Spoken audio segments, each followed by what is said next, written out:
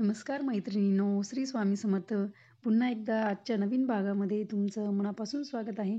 नवीन भाग म्हटल्यावर रांगोळ्या पण नवीनच असणार आहे. तर नेहमीप्रमाणेच 3 सोप्या, सुंदर आणि कमी वेळेत काढता येतील अशा रांगोळ्या मी तुमच्यासाठी घेऊन आलेली आहे.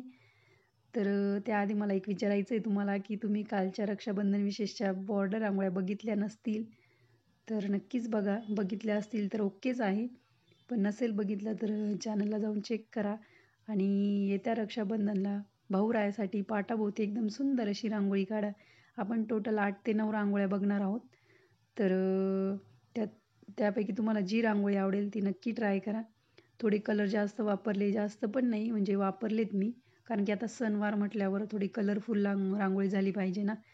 तर मी कलर वापरले. तुम्ही तुमच्या आवडीनुसार कमी जास्त कलर करू शकता.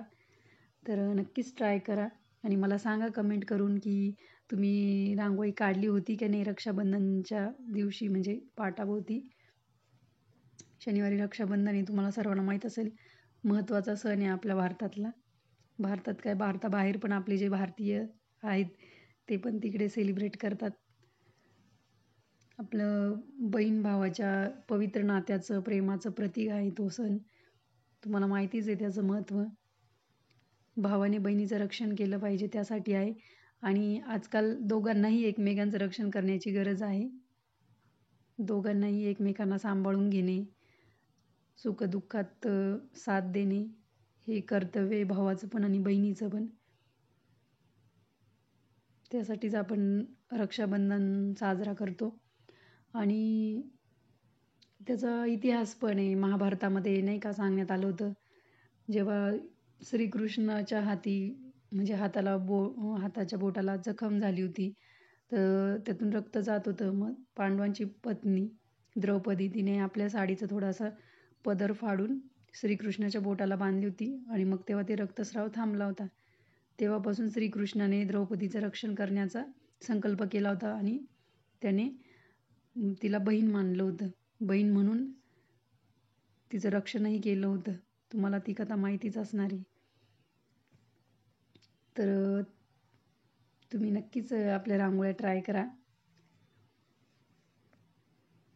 तर आजच्या भागातली बघा ही रांगोळी 3 ते 2 रांगोळी होती. ही खूप सोपी आणि सुंदर आहे. कालच्या भागात आपण जो कलर तयार केला होता, लव्हेंडर कलर, तो वापरला आपण रेषा काढण्यासाठी. खूप छान रांगोळी बघा, म्हणजे दिसायला पण छान वाटते, सोपी पण आहे, जास्त खिचडी पण नाही रांगोळीमध्ये. म्हणजे जास्त असं बारीक सारीक काही वापरलेलं नाही आपण, नाही का. डिझाईन नॉर्मल डिझाईन आहे. दुसरी रांगोळी पण आपली 3 ते 2 आहे. षटकोन काढतोय आपण एक. तर आजच्या भागातल्या ही रांगोळ्या तुम्ही शेवटपर्यंत व्हिडिओ स्किप न करता बघा मैत्रिणींनो. आणि जर तुम्हाला रांगोळ्या आवडल्या असतील तर नक्कीच ट्राय करा, तुमच्या दरवाजासमोर काढण्याचा प्रयत्न करा. नक्कीच जमतील तुम्हालाही. आणि जर रांगोळ्या आवडल्या तर लाईक करा, कमेंट करा, शेअर करायला विसरू नका. तुमच्या फ्रेंड्स अँड फॅमिलीमध्ये शेअर करा. चॅनलवर जर नवीन असाल किंवा चॅनल अजूनही सबस्क्राईब नसेल केलं तर नक्की सबस्क्राईब करा, कारण तुम्हाला आपल्या चॅनलवर नेहमीच युनिक रांगोळ्या, सोप्या रांगोळ्या, कमी वेळेत काढता येणाऱ्या रांगोळ्या बघायला भेटणार आहे. आणि आता सणवार चालू झाले, खूप घाई गडबड असते मला माहिती. त्या हिशोबानेच मी रांगोळ्या तो विचार करूनच रांगोळ्या तयार करते. थोडे कलर पण वापरले पाहिजे, आता सणवार आलेत म्हटल्यावर. तुम्ही तसं आवडीनुसार कमी जास्त कलर वापरू शकतात.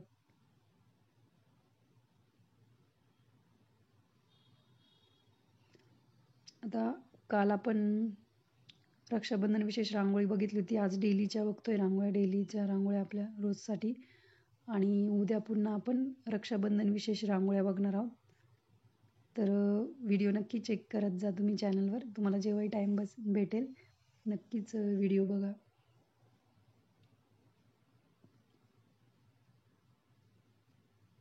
षटकोन काढून घेतले आपण 2 एकात एक आणि त्याला बाजूने अशा 3-3 रेषांचं कॉम्बिनेशन काढलं आहे. आणि मध्ये असे टिपके टाकून घेतले 3-3.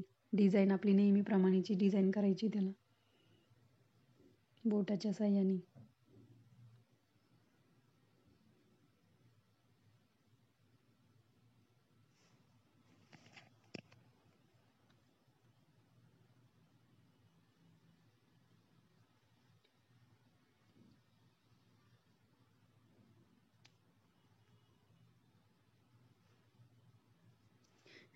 यामध्ये चुकून एका साईडची फूल तयार करायचं राहिलंय. ते नंतर माझ्या लक्षात आलं होतं, मग मी नंतर केलं होतं ते. तुम्हाला पण दिसत असेल बघा इथे उजव्या साईडला. राहतं कधी कधी घाई गडबडीमध्ये. माणूस आहे म्हटल्यावर चुका होतात.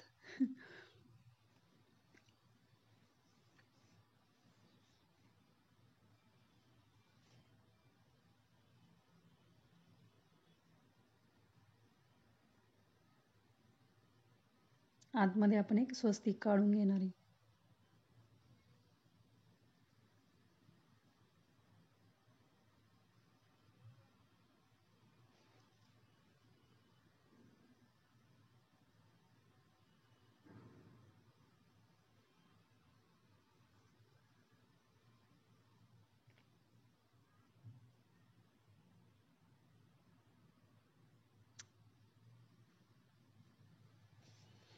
तर अशा पद्धतीने आपली दुसरी रांगोळी रेडी झाली आहे. सुंदर रांगोळी, अतिशय सुंदर रांगोळी. कलर कॉम्बिनेशन पण खूप छान वाटतंय. तर ही तिसरी रांगोळी तर खूपच छान आणि म्हणजे आजच्या भागातली मला ही आवडलेली रांगोळी आहे. नाजूक आहे एकदम.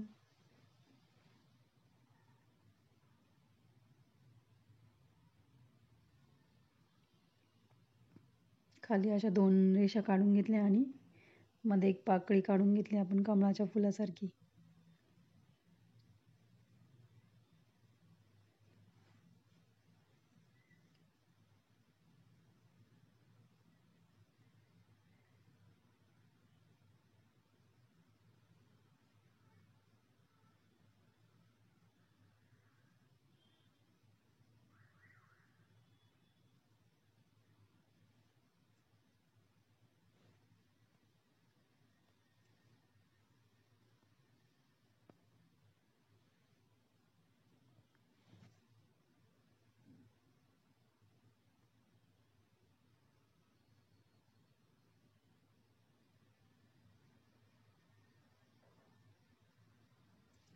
दोन बाजूला असे थोडे मोठे मोठे टिंब काढून घ्यायचे आणि त्याला झाकणाच्या साहाय्याने त्याला असं चपटं आकार देऊन घ्यायचा आणि मग चकलीचा आकार द्यायचा आहे ब्रशच्या साहाय्याने किंवा बोटाच्या साहाय्याने देऊ शकतात.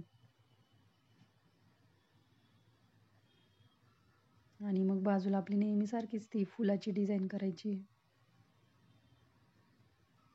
किती सुंदर ही रांगोळी बघा तुम्ही. देवघरासमोर पण काढायला छान आहे. तुमचं देवघर समजा खाली असेल तर समोर काढायला खूप छान आहे. तर अशा पद्धतीने बघा आपल्या तिन्ही रांगोळ्या एकदम छान रांगोळ्या आहेत. तिन्ही रांगोळ्या रेडी झालेल्या आहेत. तर नक्कीच ट्राय करा या रांगोळ्या. कशा वाटल्या मला कमेंटद्वारे नक्कीच कळवा आणि ट्राय करा रांगोळ्या. भेटूया अशाच युनिक आणि सोप्या सुंदर पटकन होणाऱ्या रांगोळ्यांसोबत पुढच्या भागात. तोपर्यंत धन्यवाद. Bye bye.